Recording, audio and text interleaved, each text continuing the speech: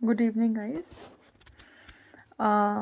आज हम लोग पढ़ेंगे कंपनी के अधीन गवर्नर जनरल।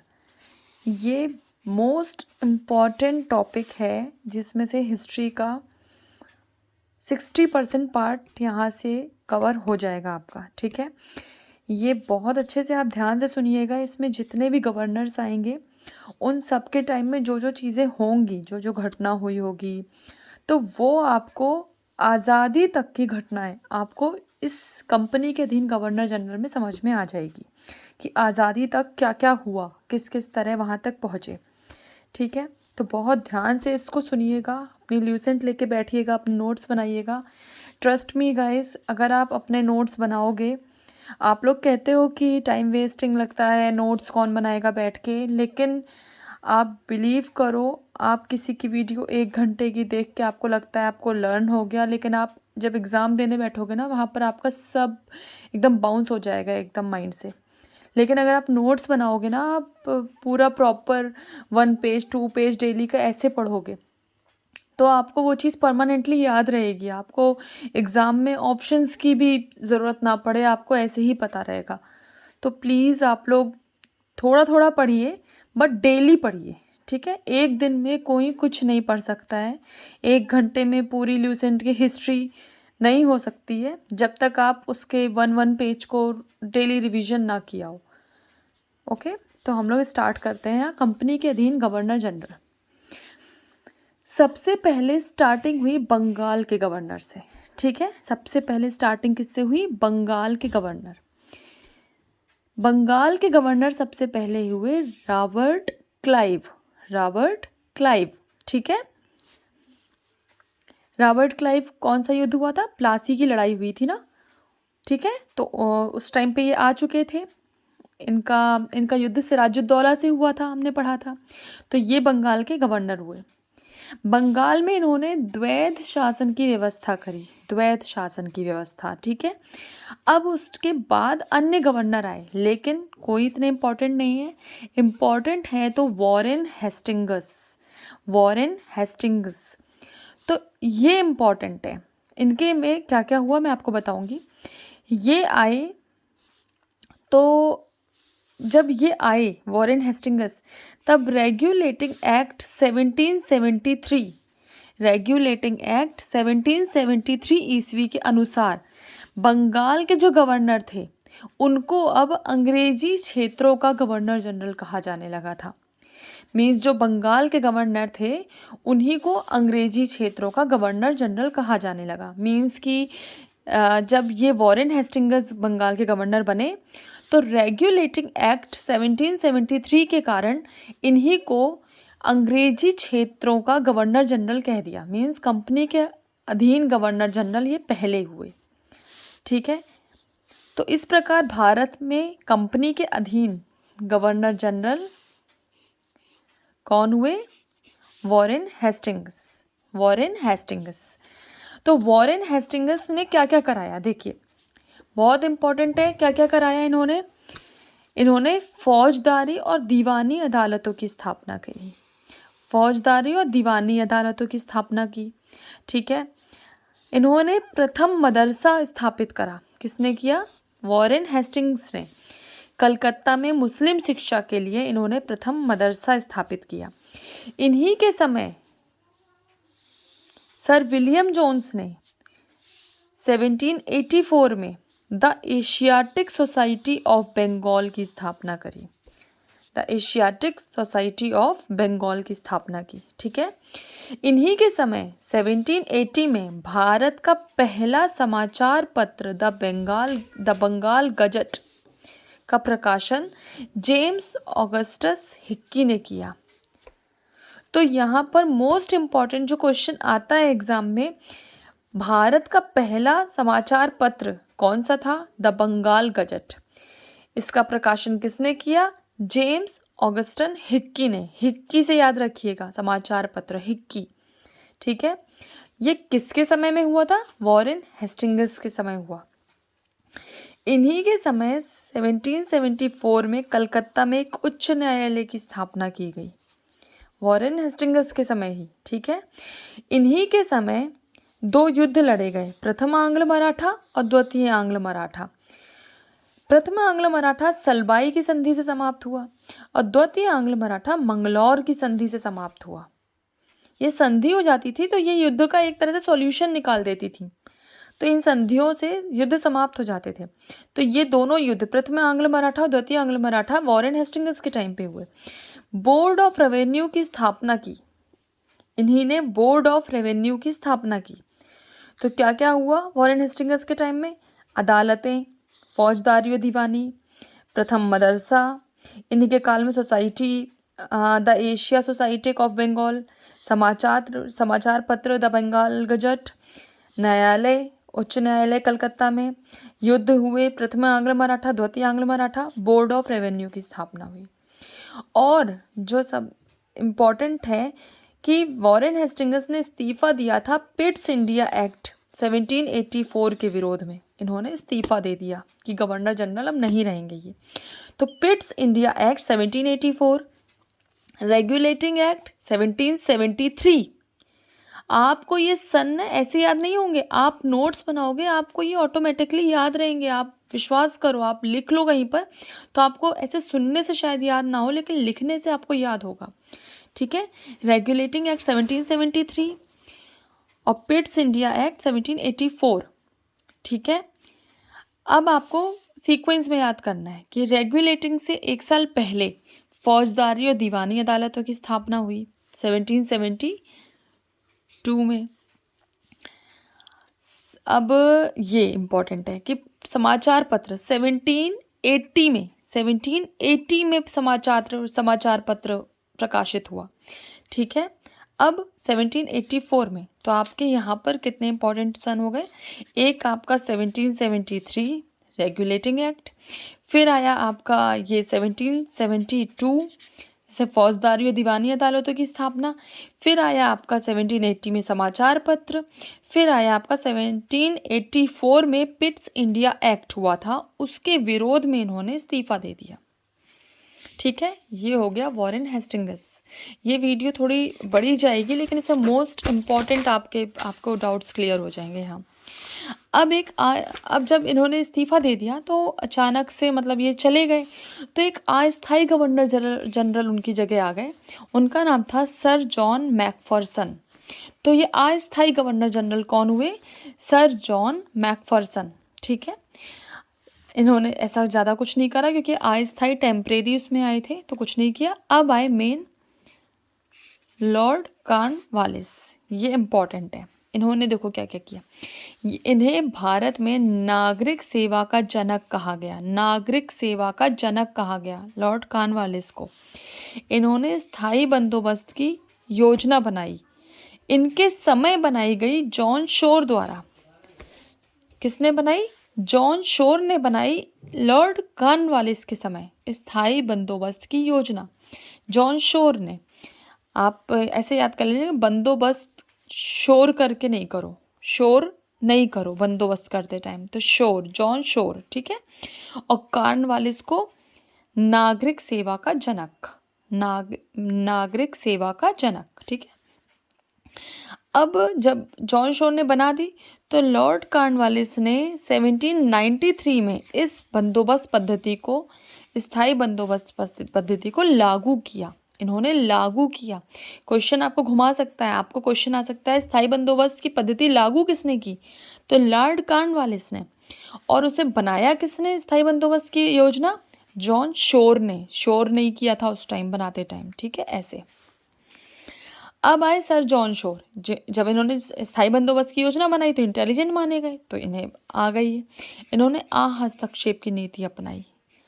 सर्वप्रथम हस्तक्षेप की नीति किसने अपनाई? जॉन शोर ने, क्योंकि उन्हें शोर नहीं पसंद था, उन्हें हस्तक्षेप पसंद नहीं था, तो हस्तक्षेप की नीति जॉन शोर ने। ठीक है, अब आए इंपॉर्टेंट लॉर्ड वेलेजली। इन्होंने सहायक संधि की पद्धति शुरू की, सहायक संधि की पद्धति शुरू करी। भारत में सहायक संधि का प्रयोग वेलेजली से पूर्व फ्रांसीसी गवर्नर डुप्ले ने किया था। भारत में सहायक संधि का प्रयोग वेलेजली, इनसे पहले गवर्नर डुप्ले ने किया था। याद रखिएगा क्वेश्चन।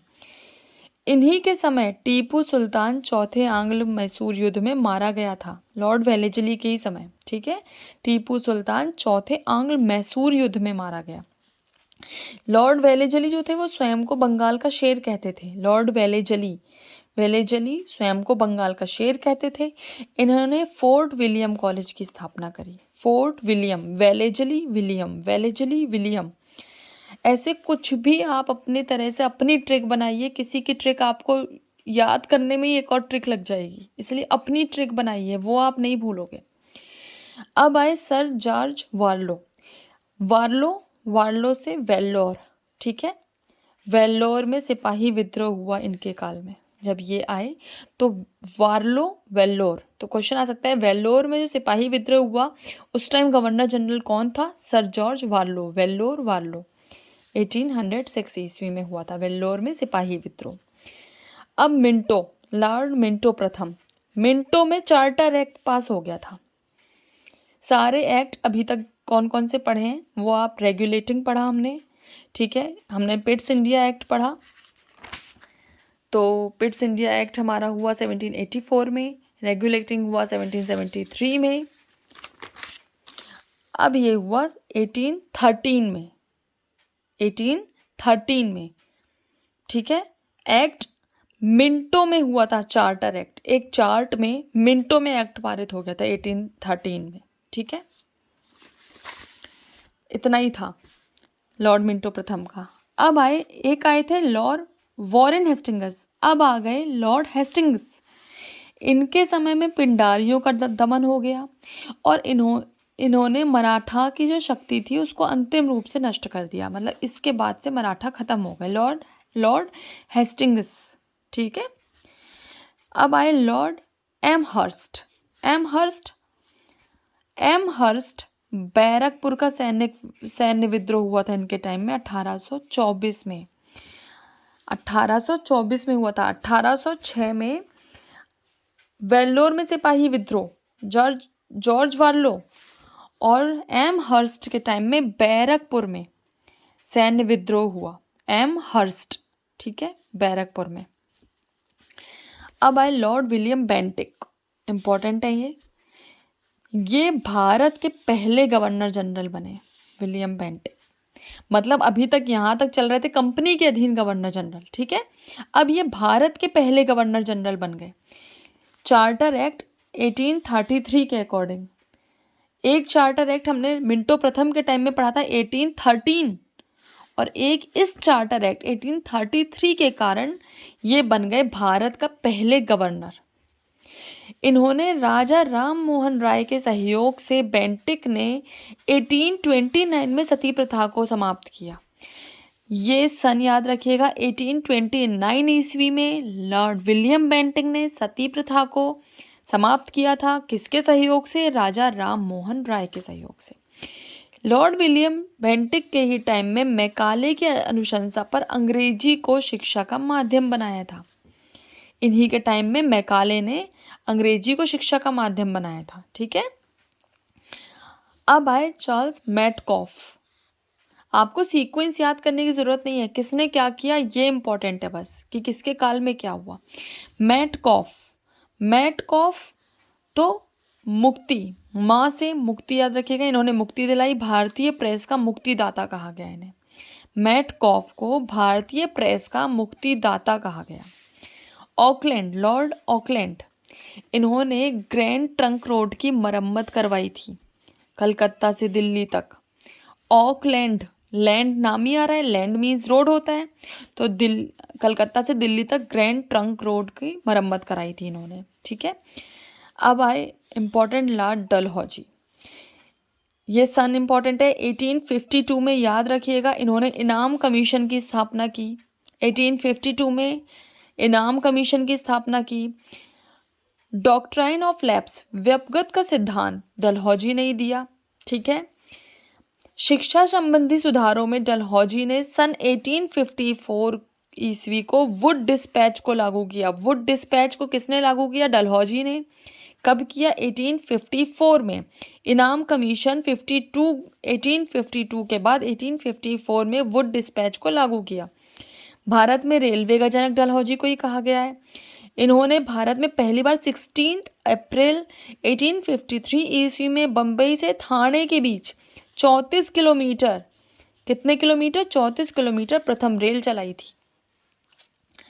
1854 ईस्वी में भारत में पहली बार डाक टिकट का प्रचलन भी हुआ था इन्हीं के समय, मतलब जब वुड डिस्पैच का लागू हुआ 1854 में, तभी डाक टिकट भी प्रचलन हुआ। पहली बार भारत में सार्वजनिक निर्माण विभाग की स्थापना भी डलहौजी ने कराई। तो क्या क्या पढ़ा, 1852 में इनाम कमीशन, 1853 में रेल चली, 1854 में वुड डिस्पैच और भारत में पहली बार डाक टिकट, वुड डिस्पैच डोडा आ गया और डाक टिकट 1854 में। ठीक है, मैं आपसे कह रही हूँ ये वीडियो थोड़ी सी लंबी जा रही है, लेकिन आप इसको ध्यान से समझिएगा, आपको ये समझ में आएगा। अच्छा, सत्येंद्र नाथ टैगोर, इनके बारे में एक इम्पॉर्टेंट चीज़ है। सत्येंद्र नाथ टैगोर जो थे वो पहले सिविल सेवा परीक्षा के में सफल होने वाले भारतीय बने। सत्येंद्र नाथ टैगोर, लंदन में परीक्षा हुई थी, पहली सिविल सेवा परीक्षा में सफल होने वाले भारतीय बने ये। अच्छा, 1853 में आपने पढ़ा डलहौजी ने ट्रेन चलवाई थी। 1853 में ही पहली बार बिजली से संचालित तार सेवा भी शुरू हुई थी डलहौजी के समय। 1853 में ही पहली बार बिजली से संचालित तार सेवा भी शुरू हुई डलहौजी के समय।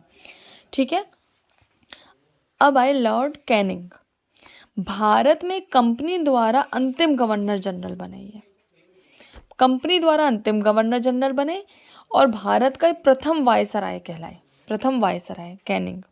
इनके समय महत्वपूर्ण विद्रोह 1857 की जो एक ऐतिहासिक विद्रोह शुरू हुआ था, आज़ादी के लिए जो लड़ाई शुरू हुई थी वो कैनिंग के ही समय हुई थी। तो ये क्वेश्चन आता है इम्पॉर्टेंट कि 1857 का जो ऐतिहासिक विद्रोह था वो लॉर्ड कैनिंग के ही समय शुरू हुआ। ठीक है, 1857 में ऐतिहासिक विद्रोह, इससे एक साल पहले कैनिंग के ही समय इंडियन हाई कोर्ट एक्ट पारित हुआ और विधवा पुनर्विवाह अधिनियम भी लागू हुआ। ठीक है, इन्होंने डलहौजियन डॉक्ट्राइन ऑफ लैप्स, व्यपगत का सिद्धांत उन्होंने शुरू किया था, वो इन्होंने बंद कर दिया था। राज्य विलय की नीति को समाप्त कर दिया कैनिंग ने। कैनिंग के समय मोस्ट इम्पॉर्टेंट चीज़ है, ये भारत का प्रथम वायसराय थे और इनके समय में ऐतिहासिक विद्रोह 1857 वाला हुआ। विधवा पुनर्विवाह नियम इस ऐतिहासिक विद्रोह के एक साल पहले 1856 में हुआ। लॉर्ड लॉरेंस ने 1865 में समुद्री टेलीग्राफ सेवा की शुरुआत की। लॉर्ड मेयो से आप मेड़ याद रखिएगा, खेतों में मेड़ बनाई जाती है, तो मेयो 1872 में इन्होंने कृषि विभाग की स्थापना करी। मेयो कृषि, ठीक है, ऐसे कुछ अपना कनेक्शन रखिए। 1872 में एक कृषि विभाग की स्थापना हुई और भारत में अंग्रेजों के समय 1872 में ही पहली बार प्रथम जनगणना हुई थी लॉर्ड मेयो के ही समय। 1872 में कृषि और 1872 में प्रथम जनगणना। ठीक है, लॉर्ड नॉर्थब्रुक के समय पंजाब का प्रसिद्ध कूका आंदोलन इसी के समय हुआ था, कूका आंदोलन। ठीक है, लॉर्ड रिपन, प्रथम कारखाना अधिनियम। फ्लोरेंस नाइटिंगेल ने रिपन को भारत के उद्धारक की संज्ञा दी थी। प्रथम कारखाना अधिनियम इनके समय में स्थापित हुआ था। फ्लोरेंस नाइटिंगेल ने इन्हें भारत के उद्धारक की संज्ञा, भारत का उद्धारक किसे कहा गया, रिपन। ठीक है, लॉर्ड डफरिन, इनके समय में क्या हुआ, लॉर्ड डफरिन। ठीक है, डफरिन के समय 1885 में बम्बई में एओ ह्यूम के नेतृत्व में भारतीय राष्ट्रीय कांग्रेस की स्थापना हुई। कैसे भी लर्न रखिए, डफरिन से याद रखिएगा, राष्ट्रीय कांग्रेस की स्थापना हुई। ठीक है, कुछ भी अपना कनेक्शन बनाइए। 1885 में इसका सन भी इम्पॉर्टेंट है। लॉर्ड कर्जन के टाइम में इम्पॉर्टेंट चीज़ें हुई। लाइन से 1901 में सिंचाई आयोग की स्थापना, 1902 में पुलिस आयोग विश्वविद्यालय आयोग, 1904 में भारतीय पुरातत्व विभाग की स्थापना, 1905 में मोस्ट इम्पॉर्टेंट बंगाल का विभाजन जिसे बंगभंग आंदोलन या स्वदेशी आंदोलन भी कहा गया है। करजन के ही समय हुआ था ये बंगभंग आंदोलन। ठीक है, तो क्वेश्चन आ सकता है बंगाल के विभाजन के समय गवर्नर जनरल कौन था? लॉर्ड कर्जन थे, 1905 में हुआ था। लॉर्ड मिंटो प्रथम आए थे, आपको याद है अभी हमने पढ़ा था चार्टर एक्ट। ठीक है, अब लॉर्ड मिंटो सेकंड आ गए। ठीक है, इनके समय में आगा खां और सलीम उल्लाह खां के द्वारा ढाका में 1906 ईस्वी में मुस्लिम लीग की स्थापना हुई। 1905 में बंगाल का विभाजन, 1906 में मुस्लिम लीग की स्थापना हुई आगा खां सलीम उल्लाह खां के नेतृत्व में। 1906 मुस्लिम लीग की स्थापना हो गई। इसके बाद 1907 में कांग्रेस के सूरत अधिवेशन में कांग्रेस का भी विभाजन हो गया। ठीक है, अब आए Lord Hardinge second, hard rule. Hardinge ने हार्ड रूल, इस टाइम पे क्या हार्ड रूल आए? 1911 ईस्वी में भारत की राजधानी कलकत्ता से दिल्ली स्थानांतरित करने की घोषणा की गई कि बनाई जाएगी 1911 में, और 1912 ईस्वी में दिल्ली भारत की राजधानी बन गई। ठीक है, 1913 में लाला हरदयाल ने गदर पार्टी की स्थापना करी सैन फ्रांसिस्को अमेरिका में, और इन्हीं के समय 1914 का प्रथम विश्व युद्ध हो गया। 1911 में घोषणा हुई कलकत्ता से दिल्ली बनाई जाएगी राजधानी, 1912 में बन गई, 1913 में लाला हरदयाल ने गदर पार्टी की स्थापना करी, और 1914 में प्रथम विश्व युद्ध हार्डिंग के ही समय हुआ। हार्ड प्रथम विश्व युद्ध याद रखिएगा, सीक्वेंस में याद रखिएगा। जेम्स फोर्ड आए तो इनके समय में 1919 रोलेट एक्ट पारित हुआ। इन्हीं के समय 1919 में 13 अप्रैल, इसकी डेट भी आती है कभी कभी, 13 अप्रैल 1919 को जलियांवाला बाग हत्याकांड हुआ। इन्हीं के समय 1919 में ही जब जलियांवाला हत्याकांड हुआ, खिलाफत आंदोलन हुआ 1919 में, और असहयोग आंदोलन 1920 में भी इन्हीं के समय हुआ। तो जेम्स कुछ भी याद रखिए, गेम्स में युद्ध याद रखिए, ये युद्ध हुए थे काफ़ी इनके टाइम में। जलियांवाला बाग हत्याकांड भी इन्हीं के समय हुआ, खिलाफत आंदोलन 1919 में इन्हीं के समय हुआ, और असहयोग आंदोलन भी 1920 में इन्हीं के टाइम हुआ। सीक्वेंस में 1919 में जलियांवाला बाग और खिलाफत, 1920 में असहयोग आंदोलन। लॉर्ड रीडिंग आए। अब ये क्या करा? लॉर्ड रीडिंग, किसी ने रीडिंग, ये पढ़ रहे थे, इनकी किताब चुरा ली। चुराने से याद रखिएगा 1922 में चौरी चौरा कांड हुआ। रीडिंग करते में इनकी किताब किसी ने चुरा ली, चुराने से चौरी चौरा। 1922 में असहयोग आंदोलन 1920 में हुआ था, उसके बाद 1922 में गोरखपुर में हुआ था। इसके बाद ही गांधी जी ने अपना असहयोग आंदोलन वापस ले लिया था। 1923 में जब ये हो चुका तो चित्तरंजन दास और मोतीलाल नेहरू ने इलाहाबाद में स्वराज पार्टी की स्थापना कर दी। चौरी चौरा के बाद स्वराज पार्टी की स्थापना हुई, चित्तरंजन दास और मोतीलाल नेहरू ने करी 1923 में। और 1925 में हुआ काकोरी कांड। काकोरी स्टेशन पे सरकारी माल को लूटा गया। ठीक है, जिसमें राम प्रसाद देखिए ये लिखा है, जिसमें राम प्रसाद बिस्मिल को आजीवन कारावास की सजा मिली थी और फांसी पे लटकाया गया था काकोरी कांड की वजह से।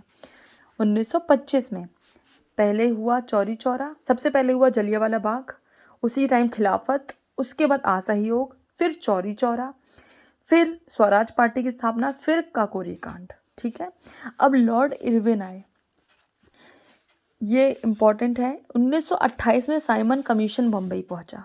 काकोरी कांड के बाद 1928 में साइमन कमीशन बम्बई पहुंचा, इसे व्हाइट मैन कमीशन भी कहा गया। 1930 को 26 जनवरी 1930 को घोषणा की गई स्वतंत्र दिवस मनाने की घोषणा की गई स्वतंत्रता दिवस मनाने की। बस सविनय अवज्ञा आंदोलन हुआ अब 1930 में ही 5 मई को। गांधी जी को इसमें गिरफ्तार कर लिया गया। गांधी जी को किस आंदोलन में गिरफ्तार किया गया? सविनय अवज्ञा आंदोलन में। फिर 1930 में नमक सत्याग्रह किया, जिसमें वो साबरमती तक गए थे दांडी यात्रा करके। वो नमक सत्याग्रह 1930 में ही हुआ। सविनय अवज्ञा में इनको गिरफ्तार कर लिया गया, फिर 1930 में इन्होंने नमक सत्याग्रह कर लिया आंदोलन। अब आए लॉर्ड वेलिंगटन। 1932 में सविनय अवज्ञा पुनः प्रारंभ हो गया, क्योंकि गांधी जी ने वापस ले लिया था, गांधी जी को गिरफ्तार कर लिया था सविनय अवज्ञा आंदोलन के बाद। फिर पुनः प्रारंभ हो गया सविनय अवज्ञा।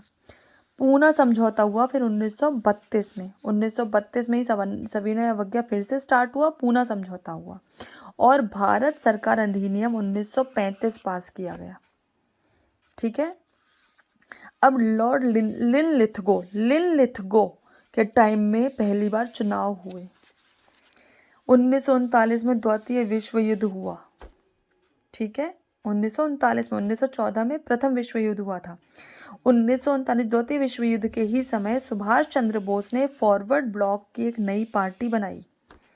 1940 को अगस्त प्रस्ताव रखा गया। 1942 में क्रिप्स मिशन भारत आया, और 1942 में ही भारत छोड़ो आंदोलन कांग्रेस ने स्टार्ट किया। तो आपको याद रखना है, क्रिप्स मिशन और भारत छोड़ो आंदोलन दोनों 1942 में आए। अगस्त प्रस्ताव इससे 1-2 साल पहले आया था, 1940 में। ठीक है। अब आगे लॉर्ड माउंटबेटन। इनका ईयर इंपॉर्टेंट है, ये 1947 से 48 तक रहे। 15 अगस्त 1947 को देश स्वतंत्र हो गया। स्वतंत्र भारत के प्रथम गवर्नर जनरल बने माउंटबेटन, यही थे उस टाइम। और फिर स्वतंत्र भारत के प्रथम व अंतिम भारतीय गवर्नर जनरल बने चक्रवर्ती राजगोपालाचारी। ठीक है। तो आप लोग ल्यूसेंट से पढ़िए। मुझसे कुछ भी मिस्टेक हो गई हो, आप लोग ल्यूसेंट अपने साथ लेके सुनिए वीडियो को। और थैंक यू। पढ़िए आप लोग। ओके।